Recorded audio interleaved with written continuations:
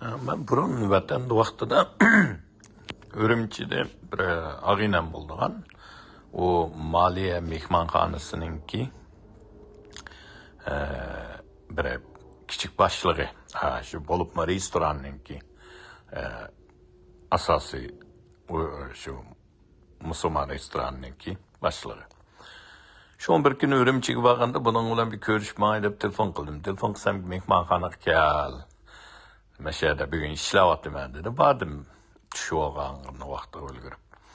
Basam shuni olan bir ayrımxonaga kirdi. Men ikkimiz birdan o'tirgandan keyin chiqib ketdi. Yana birdamdan keyin yana chiqib ketdi. Yana kirdi, yana chiqib ketdi. Shunga vada mo'yim memning vaqtimi desam, voy mustaq bir mo'yim bir Xitoy kelgan, shuni kutayotganda. Bu kim o Xitoy dedim. Desem Wang Lechen'ninki xotinining şoförünün xotini dedi. Şunu külük ettim. Ama şu Wang Lechen'nin şoförünün Wang Lechen'nin xotininin şoförünün xotinini mehmanxona şu kuni ayırım kütken gap. Nima uchun deganda bu mu yana Hamda şu Xitoy işgaliyet hakimiyetiningki Ürümchidagi ordusining beshi.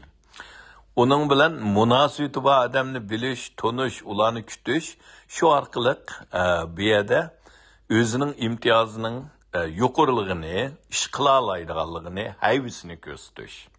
Endi bu demak Uyg'urlarga bo'libmi shu amaldorlarga singanligini ko'ra olamiz.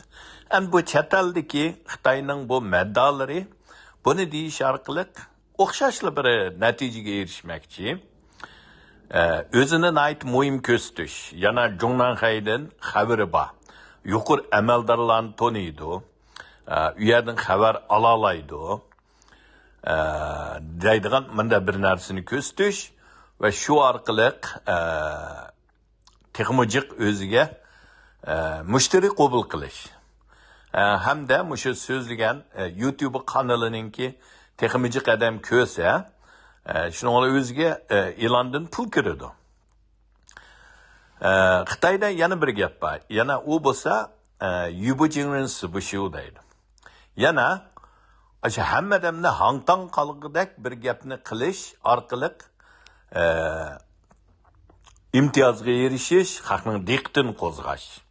Shuningga Sözne aşı hem adamni hangtang qağıcı sözlemegice voz keçmeslik degan gap. Yubu jingrin sıbışı degan.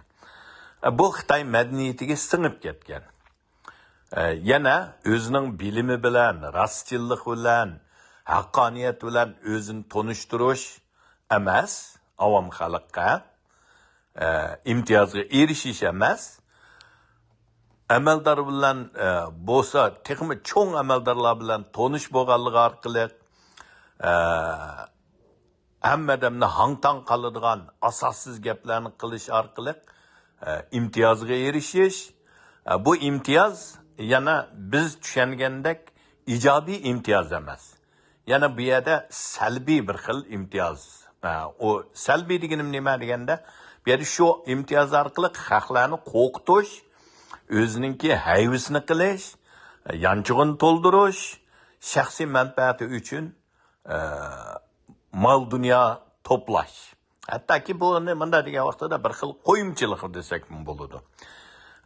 Buningga agishib, buningga havas qilsak, biz o'zimizning madaniyatidagi go'zalliklarni tashlab qo'yib, Xitoy madaniyatidagi bu xil chiriklik, aldamchilik, qo'yimchilik buni qabul qilgan bo'lib qolamiz.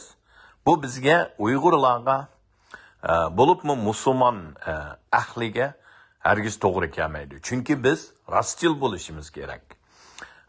Haqiqiy bilim bilan xalqni qoyil qilish kerak. Haqqoniyat bilan, hurlik bilan kishilarni bo'ysundirish lozim. Hargiz qo'yimchilik bilan, qo'rqitish bilan bunda bo'lsa bo'lmaydi. Buningda bo'libmi shu yaqindagi Xi Jinpingni shunda o'rilib ketdi u bu degani hammasi shu ideya bilan degan bularning ko'pinchisi Asossiz gaplar. Xitoyning o'rtasida kurash bormi? Bor. Men abaymi dedim oldingi so'zimda. Kurash bormi? Bor. Jidal bormi? Bor. Ammo lekin u Xi Jinpingni o'rib yetalaydigan yer emas. Xi Jinping tozlayotdi o'ziga sadoqat bo'lmaganlarni yoki gumondagi sadoqat bo'lmaganlarni yoki tahdid bo'lib qoldiganlarni bularning hammasini bir chetdan tozlayotdi. Chunki hokimiyat ustidagi diktator Xitoy tarixida to'xtamay tozlaydi. Shu orqali atrofidagilarni har doim titrab turadigan holatda saqlash kerak. Rahmat.